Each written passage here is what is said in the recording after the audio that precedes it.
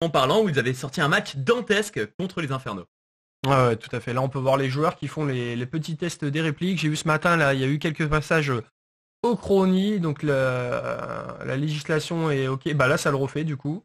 Voilà, on peut voir que ça repasse au Chrony. C'est ce que j'ai expliqué hier. Hein. C'est un petit outil qui ressemble un petit peu à une jumelle de police. On met le canon de sa réplique dedans.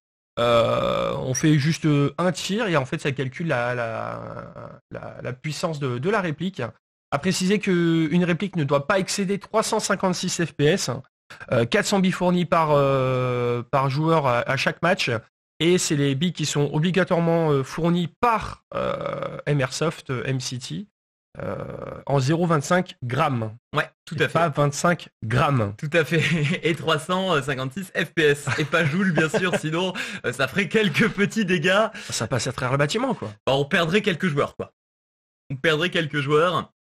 Disons qu'il n'y aurait qu'une partie. Ouais, c'est ça. Ça serait un peu la Squid Game. C'est un petit peu le délire. Le jeu peut commencer, hop, éliminatoire, élimination définitive. Ouais, bon, c'est vrai que les termes n'étaient pas tout à fait exacts hier, mais là on a eu le temps de bien dormir, de bien réfléchir à la compétition, on s'est régalé honnêtement. Ouais, c'est vrai que sur la globalité il y a eu quand même peu de coquilles, on s'en est bien tiré pour ce première journée, c'était vraiment une très bonne expérience. Dans l'ensemble tout s'est particulièrement bien passé. On va dire peut-être le seul événement c'est peut-être la chute de Yo sur ce HIPC. Là c'est vrai que on a eu le droit à une petite surprise. Alors, on vous le montrera bien sûr, hein, mais ce bureau démoniaque de la HIPC qui du coup... Exactement. Hein. Là, il y a eu une adhérence sur les fesses. Et subitement, en fait, il y a eu une peau de banane. Mais il a tenté tout se passait bien, mais malheureusement, le bureau n'était pas d'accord avec lui et donc bon bah. Moi, je pense que la veille, il a regardé trop de films d'action. Il a dû regarder Die Hard ou Starsky et Hutch, tu sais quand il glisse sur le capot de la voiture. Ouais. Et hop, il a oublié qu'en fait, il était pas sur un capot lustré. Et en fait, le bois un petit peu adhéré, il a adhéré. Et c'est vrai qu'au niveau par contre des déplacements, notamment sur les starts des policiers, c'est impressionnant. Hein, alors s'il veut nous refaire la même ce matin pour faire un petit blooper, il n'y a pas de souci, mais il faut prévenir d'avance qu'on puisse filmer. Mais ils ont vu qu'au sol ça marchait bien, parce que du coup ce passage là que vous avez juste ici là au niveau de mon stylo, là du coup ce couloir, et ben très souvent les joueurs passent en glissant en fait, et ça permet du coup de faire le passage qui est juste ici là. Pour passer directement, et ça c'est vrai que ça a été très souvent fait en glissant, pour justement s'exposer le moins possible et augmenter sa vitesse de déplacement tout simplement en s'exposant le moins possible. Exactement. Un petit peu, c'est vrai que c'était un petit peu un move à la Apex Legends pour ceux qui connaissent. C'est exactement ça. C'est exactement ça. C'est vrai que le sol, ça a pas l'air d'être un revêtement adhérent, donc on peut se permettre déjà de glisser et sans abîmer sa combinaison. Petite anecdote. Moi, première partie d'Airsoft, je me suis jeté j'ai glissé dans un ravin. Il y a une vidéo sur YouTube où on me voit, genre, il y a des gens, ils sont en galère avec une corde. Et moi, genre, j'ai fait... Le ravin, je le vois.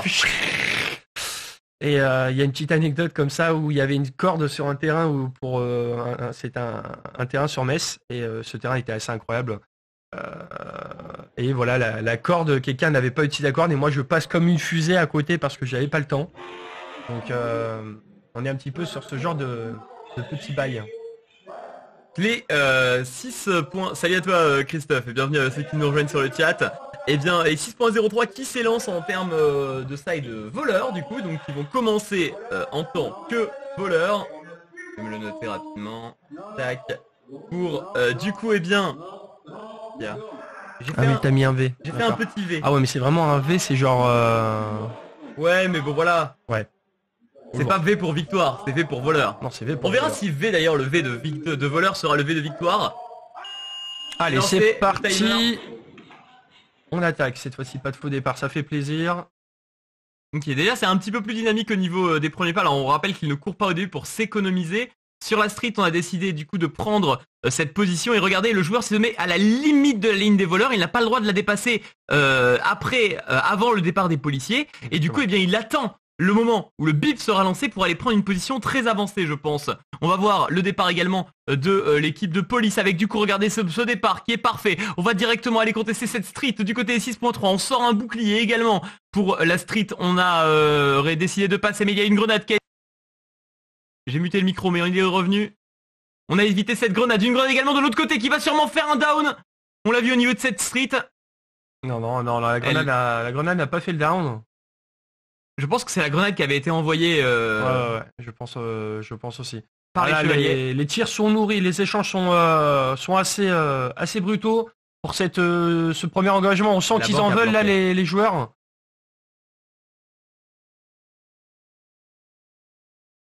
Avec du coup les échanges de feu qui sont faits au niveau du parc. On le voit pour l'instant, ça s'échange énormément de tirs. On a gardé pour les chevaliers une triple cover au niveau de ce parc. Et on a toujours ce bouclier pour venir couper la ligne de push de la banque. On n'a pas de tombée, j'ai l'impression, des deux côtés. Hein. Là, c'est une des premières fois qu'on a un scénario où personne ne tombe. Il y a eu un très bel échange de grenades ici avec la street, avec un premier tombé en faveur de l'équipe des 6.3 il me semble, avec un joueur chevalier qui est à terre. Ils sont maintenant au nombre de 4. Et voici ce que donne cette banque avec les sacs de lingots qui sont en train d'être chargés. Au niveau de la street, on a vu qu'on a perdu un joueur chevalier. C'est directement son coéquipier qui est venu lui prêter main forte, bien évidemment.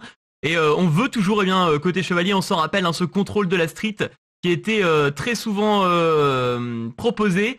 Et on commence à tirer les sacs de lingots. On a emmené un joueur qui devrait normalement passer au niveau du square.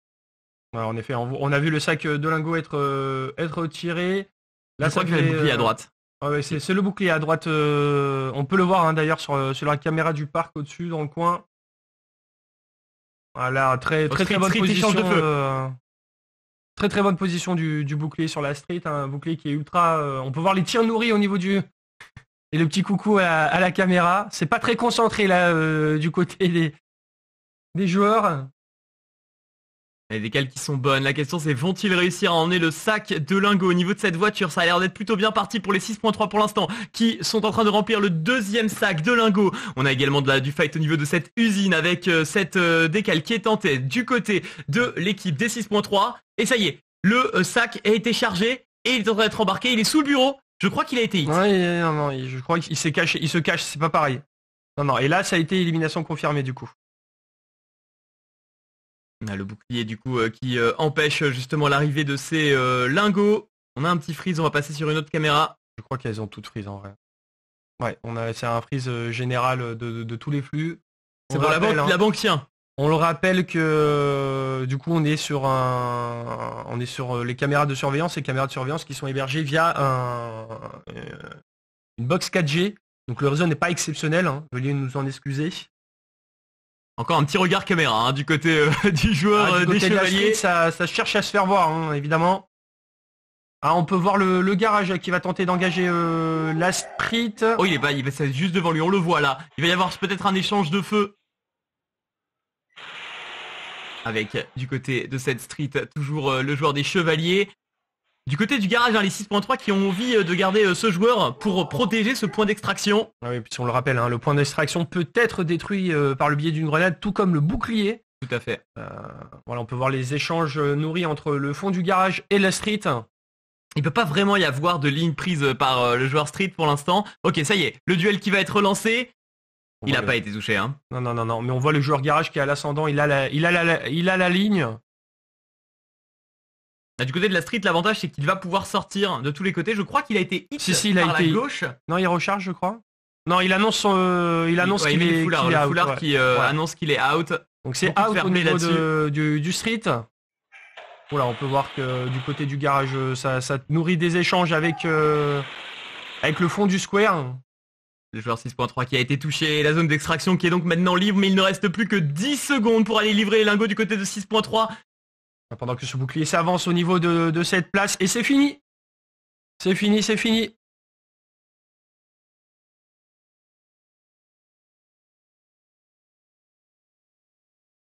À partir, je pense qu'ils vont partir très vite les chevaliers. Hein.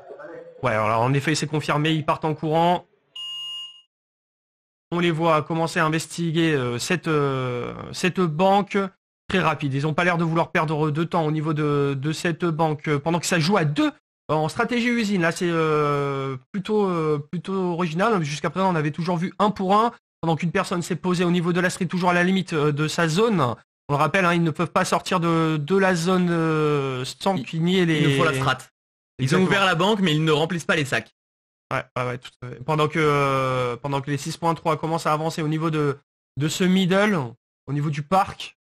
Donc on a fait une fake du côté de Flo, c'est-à-dire qu'on a commencé à contester la street et on allait se placer au niveau de ce garage, comme on peut le voir. Donc Flo qui recule pour le parc. On va donc jouer avec 4 joueurs pour l'instant dans le parc. On n'avance pas trop loin du côté des 6.3 qui ont peut-être lu la stratégie justement de cette équipe des chevaliers qui nous avait fait le coup hier avec toujours ce même bouclier qu'on peut voir une nouvelle fois apposé contre le muret. On le voit un petit peu mieux sur ce plan justement accroupi derrière son shield. Et du côté des chevaliers, ils nous font la même stratégie qu'hier, c'est-à-dire on ne cherche pas les sacs de lingots dans la banque, on va utiliser les 4 premières minutes pour jouer les éliminations et sécuriser le terrain, et après il nous restera 1 minute pour prendre les lingots et repartir à la maison. Ramener un max de flouze à la maison, exactement, c'est la stratégie souvent appliquée par les chevaliers en attaque. Alors, on peut voir qu'il y a eu un tombé au niveau des forces de l'ordre sur ce parc. Le bouclier est toujours opérationnel au niveau du parc. Il avance. Ils ont changé un petit peu, ils ont mis je pense qu'ils ont fait ça pour nous, ils ont mis les foulards sur la tête. Attention avec le shield, regarde, qui avance pour la cover. Est-ce qu'il a été touché? Non. Il a été touché, si, il y a eu un tombé au niveau de cette banque avec le joueur numéro 7 qui prend cette élimination mais qui se fait out à son tour. Donc là c'est très bien joué, il y a eu du 1 pour 1. Ah là, ça s'est fait tomber au niveau de cet HIPC, ça s'est fait jouer par la street. C'est le capitaine, il me semble, qui tombe avec sa réplique posée sur cette table que vous pouvez admirer. Je crois que Flo vient de tomber. Là, on a toujours un joueur en échange nourri sur le parc avec le fond de la street. Voilà, on le voit pas, je crois que ça joue avec l'HIPC pendant qu'au niveau de cette banque... Non, le bouclier est toujours en lice. Il s'est mis dans le coin, il s'est mis dans le coin stratégique, mais il est toujours en jeu. Il y a le bouclier dans le coin, bien évidemment, de la banque, qui, on peut le voir, est complètement dans le coin de la salle, donc très difficile à déloger ce bouclier. Ah, c'est vrai que peut-être là, il y a une erreur du côté des chevaliers. Ils auraient peut-être dû jouer au minimum un lingot, histoire de ramener quelques points à la maison. Parce que là, du coup, ça va jouer au nombre de tombées. Ça va être peut-être une égalité du côté du counting de points. Le clutch est encore possible parce que, regarde, au niveau du parc, on s'est infiltré ici, on essaye d'avoir les informations, on va essayer d'avancer en étant quasiment invisible. Il reste encore 1 minute 45 pour les chevaliers pour tenter de venir voler ce round. Et du côté de la banque, la protection est parfaite, ils savent qu'aucun lingot n'a été extrait par les chevaliers et du coup ils vont tout simplement garder cette ligne croisée. C'est logique. Extrêmement forte entre le bouclier et le joueur derrière le muret. L'avantage c'est que ici, s'il y en a un qui tombe, là il y a une revenge. Le joueur bouclier, le joueur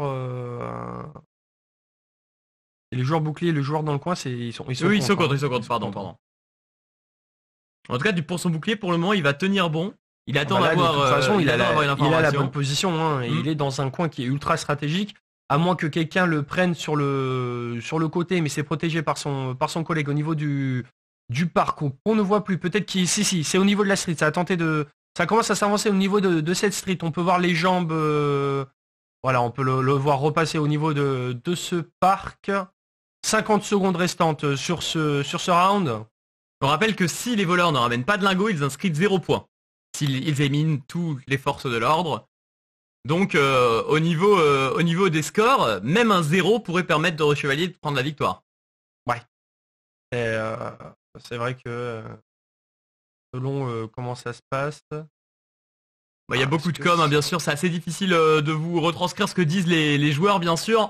Pendant que ça attend de s'immiscer au niveau de cette street. On rappelle que la street avait été protégée par quelqu'un qui avait tombé Flo au niveau de la HIPC. Il reste plus que 13 secondes, ça devient très très compliqué. Les 6.3 qui ont très très bien géré leur reprise sur cette banque. Peut-être les chevaliers ont pris trop leur temps.